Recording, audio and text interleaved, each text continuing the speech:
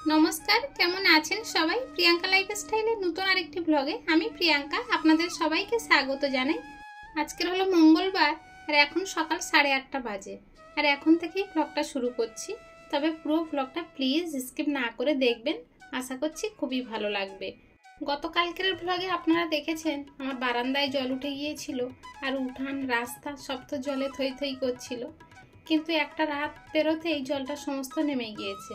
তবে উঠানের জলটা রয়েছে, বারান্দার জলটা শুকনো হয়ে গিয়েছে। সকালে উঠে আমি ঘর ভালো করে পরিষ্কার করে ফেলেছিলাম, কিন্তু ফিনাইল দিয়ে মোছা হয়নি, তাই একটু ঘরটা শুকিয়ে আসতে আবার একটু ঝাঁট দিয়ে ফেলে তাই ফিনাইল দিয়ে মুছে নিচ্ছি। তবে আজকের সংসারের কাজ করতে করতে কিছু কথা আপনাদের সঙ্গে শেয়ার করব। গোটা বাংলা জুড়ে যে ঝড়টি উঠেছে, আরজি করের একটি মহিলা ডাক্তারকে নৃশংসভাবে খুন করা হয়েছে। আর এই ঝড়টি যে এতটাই শক্তিশালী, দেশের বিভিন্ন প্রান্তে নারী পুরুষ মিলেমিশে এর প্রতিবাদে সামিল হচ্ছে। নারীর স্বাধীনতা যে শুধু নারীর দায়িত্ব তা কিন্তু নয়, একটা পুরুষেরও অনেক দায়িত্ব থাকে। একটা পুরুষ কিন্তু একটা নারীর গর্ভ থেকেই জন্ম নিচ্ছে, আবার একটা পুরুষ একটা কন্যা সন্তানকে জন্ম দিতে সাহায্য করছে। হয়তো মা সেটা 10 মাস 10 দিন গর্ভে ধারণ করছে, তাই নারী পুরুষ নির্বিশেষে এই প্রতিবাদ মিছিলে যোগদান করছে। এই ঘটনাটি ঘটার পর থেকে গোটা বিশ্বের মা বাবা আতঙ্কিত যে তাদের ছেলে মেয়েকে তারা কিভাবে বাইরে পড়াতে পাঠাবে। কেউ ডাক্তারি পড়াতে পাঠাচ্ছে, কেউ নার্সের ট্রেনিংয়ে পাঠাচ্ছে। তারা কিভাবে নিশ্চিত থাকবে একটা বাচ্চা সে কতক্ষণ বাড়িতে থাকে, কতক্ষণ মা বাবার কাছে থাকে? দিনের বেশিরভাগ টাইম তারা স্কুল টিউশন, যারা কলেজে পড়ে কলেজে যাচ্ছে, যারা বিভিন্ন ধরনের ট্রেনিং দেয় তারা ট্রেনিং করতে যাচ্ছে। আর বেশিরভাগ ছেলে মেয়ে তো বাইরেই থাকে এই ডাক্তারি লাইনে, নার্সের ট্রেনিংয়ে। তাহলে সেই সব বাবা মা কীভাবে নিশ্চিন্ত থাকবে? আজকের আমরা এই মর্মান্তিক ঘটনার সামনে দাঁড়িয়ে স্বাধীনতা দিবস পালন করছি, পতাকা উড়াচ্ছি, রাখি বন্ধন উৎসব পালন করছি। সত্যি কি আমরা একবারও ঠিকমতো ভেবে দেখেছি যে আমরা কতটা স্বাধীন, কতটা নিরাপদ? আমাদেরকে কোনো না কোনো কর্ম করে তো খেতে হবে, যে কোনো না যে কোনো কাজে যেতে হবে।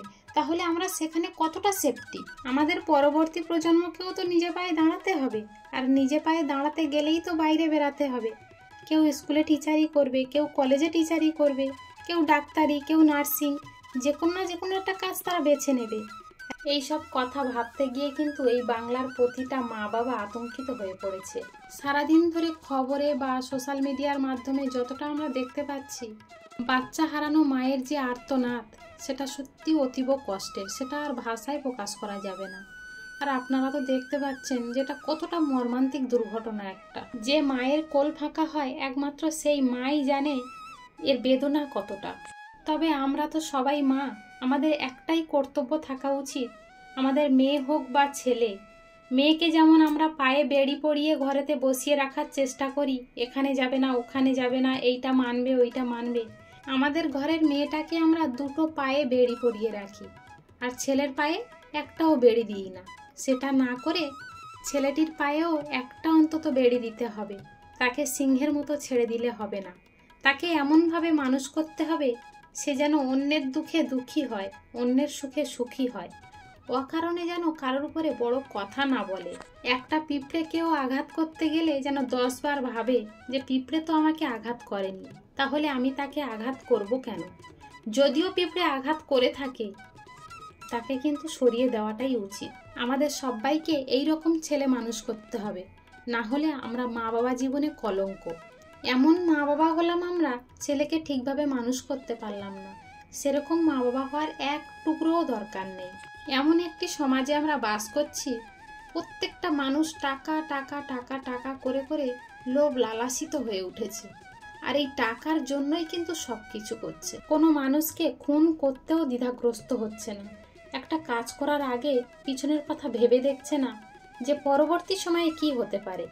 আসল কথা বলতে গেলে আমাদের তো কোনো সুবিচার নেই, সেই জন্য একটার পর একটা মর্মান্তিক ঘটনা আমাদের চোখের সামনে ঘটে যাচ্ছে। তবে গোটা বাংলার বিভিন্ন প্রান্তে থাকা মানুষ প্রতিবাদ মিছিলে একটাই জিনিস দাবি করছে, মেয়েটি যেন সুবিচার পায় আর দোষীরা যেন উপযুক্ত শাস্তি পায়। সংসারের কাজ করতে করতে আবেগজনক অনেক কথা আপনাদের সঙ্গে শেয়ার করে ফেললাম। সত্যি এগুলো না বললে নয়, তাই এগুলো বললাম। যদি ভুল কিছু বলে থাকি আমাকে ক্ষমা করবেন। চলুন তাহলে, ব্লগটা আর বেশি বাড়াচ্ছি না, গ্যাস মুছতে মুছতেই ব্লগটা এখানেই শেষ করছি। দেখা হচ্ছে খুব শীঘ্রই নতুন আরেকটি ব্লগের সাথে। ততক্ষণ পর্যন্ত সবাই ভালো থাকবেন, সুস্থ থাকবেন, সাবধানে থাকবেন। আর ব্লগটি কেমন হলো অবশ্যই কমেন্টে জানাবেন। ভালো লাগলে একটা লাইক করে দেবেন। সবাই ভালো থাকবেন, সুস্থ থাকবেন।